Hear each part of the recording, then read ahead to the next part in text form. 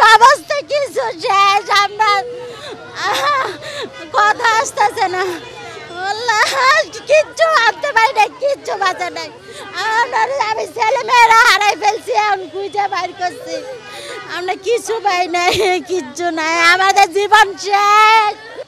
আমরা তো ভাড়া আসছিলাম, আমরা অফিস থেকে আমি কেবল বাইরেছি, মাইয়ারা মাদ্রাসার থেকে কেবল বাইর করছি, ঘর থেকে কিচ্ছু বাইর করতে পারি না, মাইয়ারা লইয়া মারে লইয়া বাইরেছি, ঘর থেকে কিচ্ছু বাইর করতে পারি নাই। এটাই বাচ্চা নিয়ে এসে আর কিছু নিতে পারি নাই। আমাদের যে আগে বাসাটা ছিল, আমি আইসা দেখি আমার বাসায় আগুন লাগছে। এখন আমি যে পরবো পোশাক আশাক নাই, কিছুই নাই। এখন এখানে পয়সা যে পোশাকটা আছে শরীরে এই পোশাকটাই, আমি যে এখান থেকে পোশাকটা যে নিয়ে আসবো এই সুযোগটাও আমি পাই নাই। ঠিক আছে, এখন আমার ফ্যামিলি আমার সাথে আছে, আমি রাত্রে কই থাকবো না থাকবো এটার কোনো শিউর নাই, এই অবস্থায় আছে এখন। গুলশান দর্শক আসছিলাম, এমন থেকে মায়েরা ফোন দিছে ভগরতুনি ব্রিজ আসি, এই ব্রিজ থেকে আল্লাহ তো ঘুরে ঘুরে আসছি, নৌকাঘাট বন্ধ, তিনটা বাবা কি কম, অনেক জিনিস আসিল জানি না, খালি জীবন নিয়ে আইছি।